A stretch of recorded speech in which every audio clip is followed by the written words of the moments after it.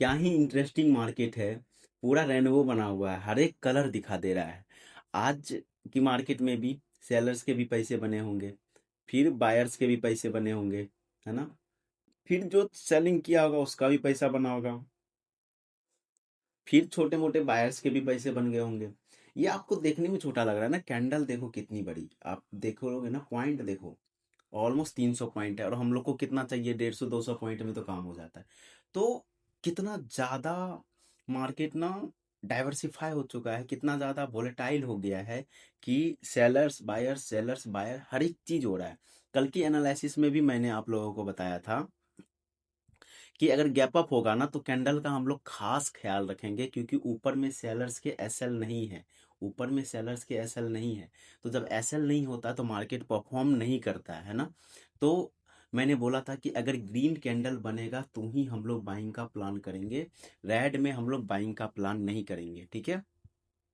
तो अगर यहाँ पे आप लोगों ने सेलिंग बना लिया होगा तब तो गुड एंड वेल है, ठीक है। अगर नहीं बनाया हो गया तो मैंने बोला था आपको 800 के नीचे सेलिंग करेंगे, है ना।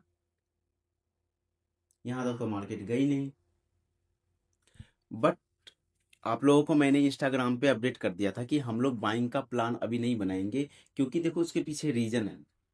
बैंक निफ्टी में भी क्लोजिंग प्राइस का ब्रेकडाउन हो गया था, निफ्टी में भी निफ्टी एग्जैक्टली क्लोजिंग प्राइस का सपोर्ट ले रहा था। तो आप लोग ये बात को ध्यान दो कि ये एक गलत एग्जाम्पल को देख के, है ना, एक एग्जाम्पल को देख के आप जज मत करो। ऐसा जब भी 10 सिचुएशन बनेगा ना, ठीक है, उसमें से 9 सिचुएशन में मार्केट रिवर्स कर जाएगी। मार्केट कभी कभी क्या होता है ना कि गलत एक्सपेक्टेशंस सेट कर देता है। तो ये देख के आप लोग को, ये सब एक्सेप्शंस है जो कभी कभी मार्केट में हो जाते हैं, ये देख के आपको एक गलत वो नहीं बना लेना, लाइक कि हाँ ये चीजें काम करती है, नहीं ये चीजें काम नहीं करती, आप लिख लो, नोट बना लो। और सेम आप देख लो, सेंसेक्स में भी क्लोजिंग प्राइस के पास से ऑलमोस्ट सपोर्ट ले रहा था, तो मार्केट क्या होता, ऑल ऑलमोस्ट यहाँ से रिवर्स होता। इसलिए मैंने आप लोग को इंस्टाग्राम पे बोला था ब्रॉडकास्ट में कि अभी हम लोग बाइंग का प्लान नहीं करेंगे। तो जितने भी नए ऑडियंस हो ना, आप लोग इंस्टाग्राम ज्वाइन कर सकते हो, वहाँ पे आप ग्रुप ज्वाइन कर सकते हो, वहाँ पे लाइव अपडेट मैं डालता रहता हूँ। और कुछ टाइम के बाद हम लोग लाइव भी आएंगे, अभी कुछ दिन मैं बिजी हूँ, उसके बाद हम लोग लाइव ही ट्रेड करेंगे।